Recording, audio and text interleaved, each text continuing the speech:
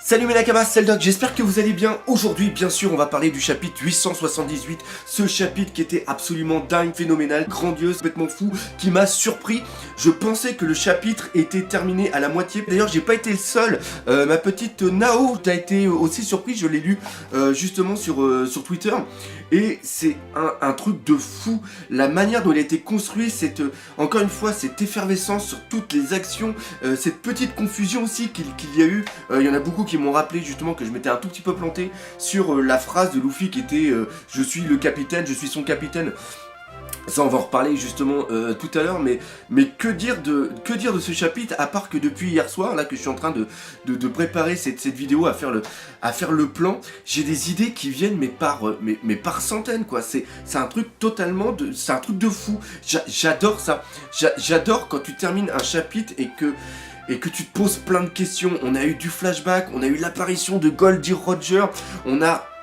Je pense quand même, hein, dites-moi dans les commentaires, la confirmation de la mort de Pedro, cette volonté qui est totale, qui vient reprendre cette continuité, un petit peu ce cercle. J'ai eu une illumination là justement par rapport au logo One Piece. Le final avec l'éclatement encore une fois de l'équipage, un truc que Ishiroda aime bien mettre en place depuis Shabondi, où on sait jamais ce qui va se passer, parce que tout simplement, je le sens que cette vidéo va partir en live. D'ailleurs, parlons de vidéo, le but, parce que là je le sens que je veux parler, que je vais pas réussir à me maîtriser, c'est que je vais faire cette vidéo en deux parties. Il y a la première partie où on va vraiment analyser tout ce qui s'est passé dans le chapitre, et il y a la deuxième partie qui va être un petit peu la volonté du la volonté du Doc, où je vais me projeter sur le futur. Encore une fois, je vais faire des prévisions qui vont totalement être fausses, mais parce que je vous l'ai dit je le sens que ça va être fou. Je le sens dans la réaction live. Je l'ai dit que je sens qu'on va plus avoir de nouvelles de Luffy pendant un bout de temps, et aussi essayer d'un petit peu analyser, se projeter sur le combat qu'il va y avoir entre Katakuri et Luffy. Je pense que pour bien parler de ça, ça va prendre encore au moins 10 minutes, un quart d'heure. Donc si je fais la vidéo avec les deux, ça va faire un truc de une demi-heure. Je ne vais pas avoir le temps de faire un putain de montage non plus, parce que j'ai encore l'expo en Suisse à préparer, mon petit départ à préparer justement pour là-bas. Donc c'est complètement fou, mais il y a au fond de moi une effervescence. Il y a des milliers de petits ducks là qui font des tables rondes, qui sont en train de parler entre eux, de dire putain il pourrait se passer ça, il pourrait se passer ça, il pourrait se faire ça. C'est fou. Franchement, c'est fou, et on va essayer de parler tout ça dans cette vidéo. Mais avant de parler du chapitre, on va parler un petit peu de cette première de page sur Twitter. J'ai lâché un petit tweet ce matin en vous disant qu'il y avait un méga gros message de caché dedans, une méga grosse théorie. Ça y est, on va parler du complot One Piece, Ishiroda, tous les foreshadowing qu'il met. On va être non, c'est pas ça, hein, c'est seulement un foutage de gueule par rapport à certaines petites choses. C'est tout simplement que dans la couverture, on voit qu'il y a Luffy qui est sur un lapin avec un autre lapin derrière avec Usopp et Zoro, et il est en train de manger des petits trucs qui me font penser à du mushi. C'est ce que j'avais dit dans la réaction là. Et en effet, c'est ça, parce que après quelques petites recherches, il s'avère qu'au Japon, en ce moment, il y a une fête qui s'appelle le Tsukimi. Et ça, c'est une fête qui est le 15e jour. Alors 15e jour, vous allez me dire, c'est complètement fou, parce que dans une semaine, il y a seulement que 7 jours. Mais c'est le 15e jour du 8e mois lunaire. Donc ça tombe à peu près dans cette période. Et c'est par rapport à une légende sur un lapin sur la lune. Oui, c'est complètement fou, d'où le lapin qu'on voit ici, et justement, pour illustrer ça, pendant cette fête-là, ils mangent une sorte de friandise qui s'appelle le dengo, qui sont des boules de mushi, sur des baguettes. Donc voilà, c'est un petit peu pour ça le truc. Bon, alors pour ceux qui ne le savent pas, la légende qui existe au Japon, c'est Dieu qui s'est transformé en humain, il va dans une forêt et il dit qu'il a faim, et là il y a plein d'animaux qui viennent lui donner à manger, des baies, plein de trucs, et là il y a le petit lapin qui est là, puis le lapin il sait pas quoi faire, donc il voit qu'il y a un feu, donc il se jette dans le feu pour dire bah tu vas me bouffer parce que moi j'ai rien à rapporter. Et Dieu, quand il voit ça, ce sacrifice, et ben pour le récompenser, déjà il le sauve, hein, et lui dit bah comme ça tu peux aller, bah je vais te faire aller sur la lune, voilà. Et ce qui se passe, c'est que la lune, selon quand elle a une certaine forme, on peut voir une sorte de lapin dessus. Et d'ailleurs, pour ceux qui ont les vieux comme moi, rappelez-vous le début de Dragon Ball, à un moment t'as Goku jeune qui prend, je me rappelle plus le mec là, le mec qui est en lapin, puis il l'envoie sur la lune. Donc encore une fois, c'est une petite référence. Donc pareil, il y en a peut-être qui vont s'en foutre totalement dans cette vidéo, de se dire qu'est-ce qu'on en a à branler de ça. Mais moi, ce que j'aime bien, c'est quand vous regardez mes vidéos et s'intéresser un petit peu à ce que fait Ichiro Oda, pourquoi il dessine ça. Donc voilà, ça c'était le petit truc. Et encore une fois, moi je trouve ça sympa. Maintenant on va s'attaquer au chapitre et on va parler bien sûr de Pedro. Bon alors pour Pedro, je pense qu'il est réellement mort. Là franchement, avec le flashback qu'on a vu, il y a quelque chose qui se met en place. Et comme on apprend qu'il a perdu 50 ans de sa vie, qu'il avait 27 ans à l'époque et que ça se passe il y a 5 ans, donc maintenant il a 82 ans. Si mes souvenirs sont bons, si je suis bon en maths. Donc on sent qu'il est quand même proche de la mort et qu'il venait déjà avec cette optique de mourir. La chose aussi qui est vraiment excellente, c'est qu'il y a un très beau parallèle avec Goldie Roger. Déjà, voir Goldie Roger ici, ça a fait ma semaine, parce qu'on le voit très rarement. La dernière fois qu'on l'a vu, c'était comme je l'ai dit lors du flashback de Marineford, quand Barbe Blanche explique que le One Piece existe. Et ça c'est vraiment important parce qu'à chaque fois qu'il y a une apparition de Goldie Roger, c'est vraiment pour annoncer quelque chose de gros. Et là, comme je vous l'ai dit tout à l'heure, en y pensant, j'ai eu une putain de flash. Voilà, c'est un putain de flash. Il y a un parallèle entre Goldie Roger et Pedro. D'ailleurs, je vais même plus l'appeler Pedro, je vais l'appeler Pediro. C'est-à-dire que là, Goldie Roger, quand il a atteint Raftel, grâce au Road Poneglyph, il s'est aperçu que pour pouvoir comprendre ce qui se passait sur place, il fallait avoir toutes les poneglyphes pour avoir les Rio Poneglyph et en un sens comprendre ce qui s'est passé au niveau de Raftel. C'est comme ça que je vois la chose. Et malheureusement ça lui a pris du temps, il avait une maladie et une fois qu'il a découvert le message qui a surmonté Raftel, il s'est aperçu que lui ne pouvait plus mener à bien la chose. Donc, vu qu'il allait mourir et qu'il savait qu'il allait mourir, il savait qu'il avait plus beaucoup d'espérance de vie, eh bien, il a décidé de transmettre cette volonté à d'autres personnes en mourant. Voilà. C'est la chose qui se passe. Il y a aussi le fait de léguer son chapeau qui est un petit peu un symbole. Et là, Pedro, c'est exactement la même chose. C'est-à-dire qu'on a un petit rappel quand Pedro il est jeune et qu'il va aller Goldie Roger et que Goldie Roger lui met la main sur la tête. Ça fait totalement penser à Luffy quand il reçoit le chapeau et qu'il parle à Shanks. Donc là, il y a déjà une petite similitude par rapport à l'histoire de Goldie Roger qui nous est montrée.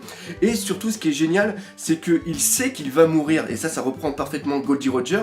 Et il sait que son sacrifice va permettre l'ouverture, va permettre la réalisation de quelque chose. Et ça reprend, comme il a dit, le nom Nox qui signifie la nuit, et la nuit va se sacrifier pour justement que l'aube arrive, parce qu'après la nuit il y a toujours l'aube et après le jour avec la lumière. Et cette volonté qu'il a, lui il la transmet à Carotte. Parce qu'on voit dans le flashback qu'il y a un très très beau lien entre Carotte et aussi Pedro. Et ce qui est vraiment génial, c'est que ça nous fait penser, moi personnellement, ça me fait penser à un cercle. Et attendez, là je suis parti dans un truc complètement what the fuck. Il y en a peut-être qui vont me dire, le doc, tu vois vraiment des trucs n'importe où, essaye de te calmer un petit peu. C'est que moi, One Piece, et Ichiro Oda nous a toujours dit que dans le titre One Piece, il y avait justement l'annonce de ce qu'était vraiment le One Piece. Et le One Piece, c'est un O. Et pour moi, je pense que tout simplement le message qui est dans One Piece, c'est un peu le message qu'il n'arrête pas de nous montrer, c'est que c'est seulement un cercle. C'est une même chose qui se fait totalement. C'est aussi la transmission de valeurs et d'une volonté. C'est-à-dire que la fin de One Piece ne sera pas une fin abrupte, mais ça sera une fin qui amènera un commencement de quelque chose. Et la fin de One Piece dans le manga, ce sera ça. Mais je pense aussi que Ichiro Oda, à travers le travail qu'il fait au niveau de son manga, est en train de créer ce cercle. C'est-à-dire qu'une fois que One Piece va se terminer, eh ben, il va donner envie à d'autres personnes de continuer ce cercle et de créer à leur tour une œuvre qui va pousser les gens à se dépasser et qui va pousser les gens à faire autre chose. Et en un sens, c'est le début d'un cercle qui ne se finira jamais, parce qu'à chaque fois, Ichiro Oda va donner la volonté à quelqu'un de créer quelque chose de magnifique, et une fois que ça sera fait, quand l'autre œuvre s'arrêtera, elle donnera encore une fois la volonté à quelqu'un. Et c'est comme ça que marche l'humanité. C'est un cercle sans fin. C'est-à-dire c'est des améliorations, c'est des choses qui font que on se pousse les uns les autres à être meilleurs et à créer quelque chose de beau. Donc voilà. Et encore une fois, je vois peut-être des symboles là, ils ne le sont pas. Mais je pense que si c'est ça réellement le One Piece, je pense que on est au-delà du manga.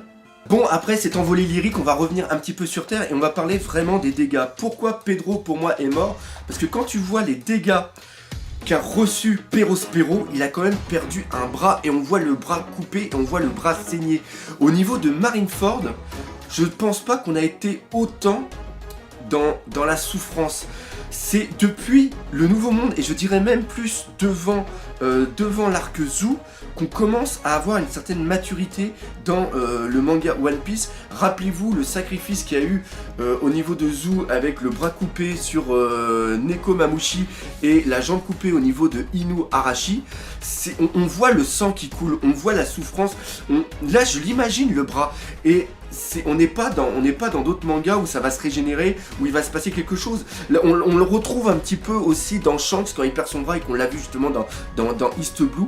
Oui, c'est vrai que ce passage-là était quand même assez gore pour les premières pages du manga. Je les ai complètement oubliées. Là, je viens juste d'y penser ici. Mais on n'a pas de régénération au niveau de One Piece. Et donc, je vois bien plus tard avoir Perospero avec un bras en bonbon et faire des trucs et en vouloir justement au Mugiwara parce que c'est à cause d'eux qu'il a perdu son bras. Et ce qui est vraiment encore une fois très très beau ici, c'est que Ishiroda nous place des flashbacks un petit peu à droite, à gauche. On avait vu le flashback de Pedro avec Tamago, mais le flashback ici, quand on voit qu'il part à Perospero au moment où il perd au moment où il a perdu sa vie, c'est encore une fois, c'est l'ironie du destin. Je sais pas si vous l'avez vu comme ça, c'est assez dur à expliquer.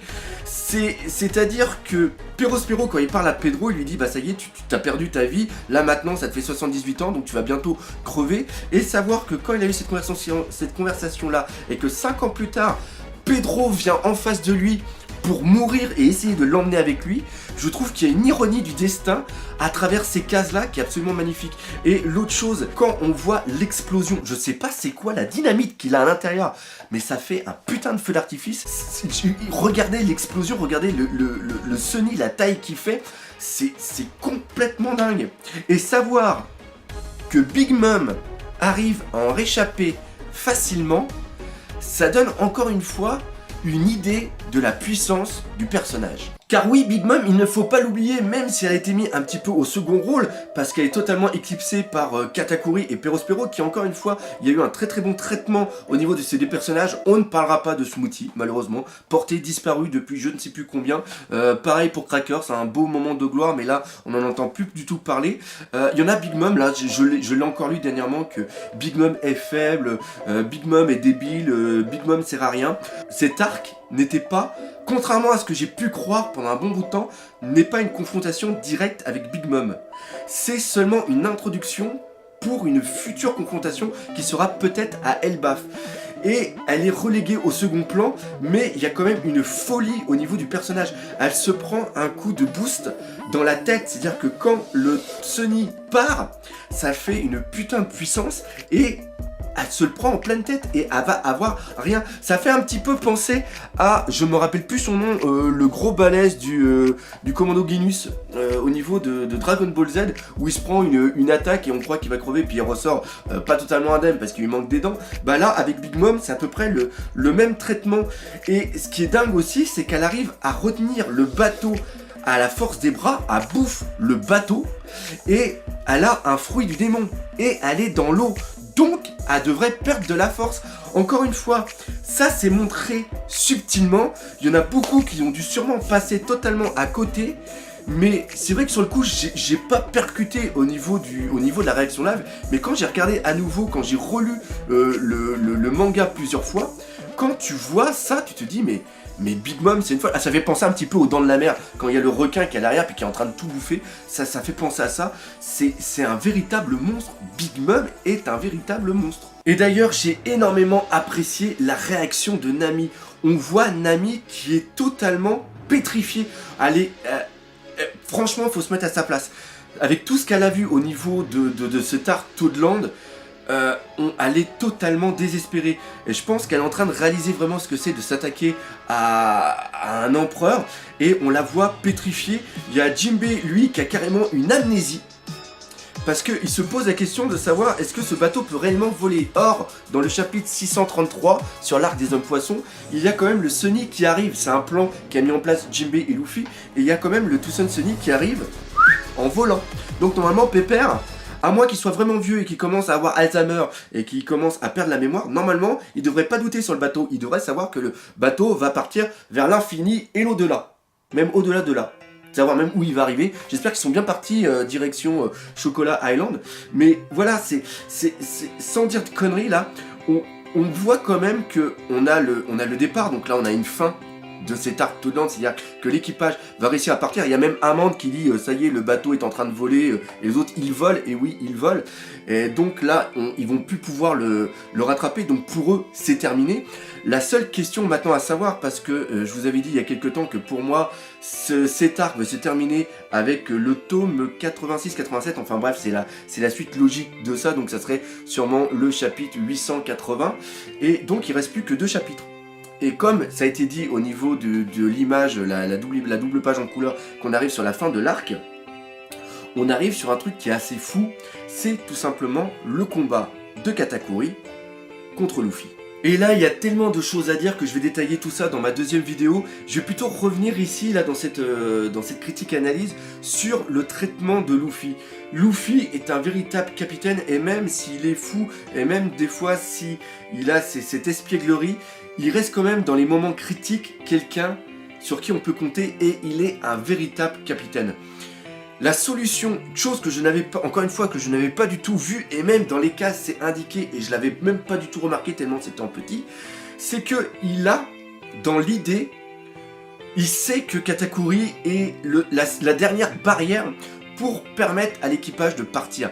Et en tant que capitaine, il va se sacrifier, entre guillemets. Il va pas se sacrifier parce que il fait à la Terminator, I'll be back. Il dit un petit au revoir à tout le monde, il dit j'essaierai de, vous inquiétez pas, je vais revenir, et là il part. Katakuri, ça il l'a vu. Alors là par contre, je vais reprendre une traduction qui est par rapport à Manga Stream, qui est un très très bon site de traduction en anglais, qui se base vraiment sur, normalement si je dis pas de bêtises, la traduction japonaise, enfin la version japonaise. Ce qui se passe, c'est que quand Luffy envoie son bras et emprisonne Katakuri, Katakuri dit un truc, en effet, si tu fais ça, je ne pourrai plus m'échapper.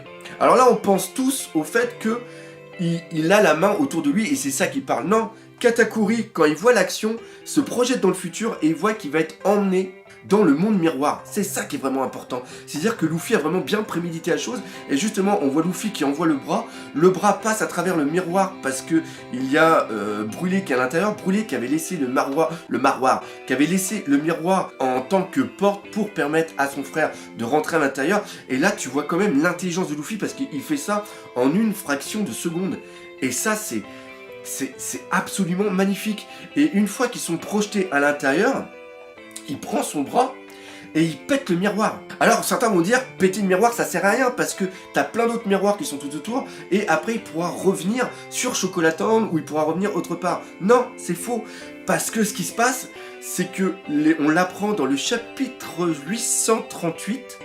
838, c'est quand justement Chopper et Carrot sont à l'intérieur. Il remarque que tous les miroirs sont connectés à l'île et à un périmètre de l'île. C'est pas connecté à tous les miroirs qui existent dans le monde entier. Brûlé n'a pas cette force, n'a pas l'évolution de son fruit, et en pétant le miroir, il sait que le Tucson Sunny va partir, et comme ce sont complètement des fous, c'est-à-dire qu'ils vont peut-être vouloir revenir pour essayer de récupérer Luffy, le miroir qui est à l'intérieur, qui est justement dans le meuble de Nami, sera connecté au monde des miroirs. Donc en le pétant, il casse cette porte. Ça fait un petit peu comme pour ceux qui connaissent Monstres et compagnie avec les portes de placard. Et donc Luffy se condamne lui-même. Et ça c'est important. Et ça c'est très très beau. C'est un sacrifice d'un capitaine. C'est absolument magnifique. Et encore une fois, le fait de le faire réfléchir, le fait de le voir devenir sérieux d'un seul coup, ça reprend un petit peu ce qu'il y a eu à la fin de Dressrosa, ou même à un moment sur Punk Hazard, quand il y a Zoro qui le remet un petit peu en place. Non, non, ça y est, on a vraiment un capitaine qui est apte à survivre dans le nouveau monde, et qui est apte à amener son équipage au bout de l'aventure. Et à travers ça, il y a une beauté dans la démonstration qui est absolument magnifique. Alors maintenant on va passer sur la fin de cette vidéo, où on va voir le personnage pour moi de ce chapitre, et deuxièmement le moment le plus badass, et aussi une petite erreur d'Ichiro Oda. Alors je sais pas si vous avez remarqué l'erreur, mais au niveau des bateaux tartes, on remarque qu'il y a un numéro sur le bateau qui correspond au numéro qui est en haut de la voile. Ça marche pour 1, 2, 3, etc. Sauf que à un moment on voit le bateau numéro 13, il est fait dans une case, et on voit un tout petit morceau de la voile qui est au-dessus, et on voit qu'il y a un début de 1 qui se fait. Or, dans la page suivante, on les voit en gros plan, et là, le bateau 13 a une voile numéro 3. Qui l'avait vu? Alors, le personnage le plus badass, c'est tout simplement Luffy. Luffy, comme je l'ai expliqué, un véritable capitaine, c'est beau de le voir ainsi, ça change un petit peu de l'espiègle qu'on avait pu voir. Et après, le truc qui est vraiment excellent, c'est le moment le plus badass, c'est quand Luffy, il pète le miroir. Encore une fois, comme je vous l'ai expliqué, ça veut dire que ça condamne sa possible fuite. Donc, il est obligé de terrasser tout le monde pour pouvoir s'en sortir. Et encore une fois, ça montre qu'il a confiance en lui et ça fout quand même un putain de stress. Et voilà, c'est là-dessus que se termine cette première partie de la critique analyse du chapitre monumental 878. Comme d'habitude, j'espère que vous aurez aimé cette vidéo. Laissez des commentaires, défoncez la gueule de ce putain de pouce bleu. Et n'oubliez pas le principal, One Piece, c'est la vie. Au fait, le lien de la deuxième vidéo sera quelque part par là.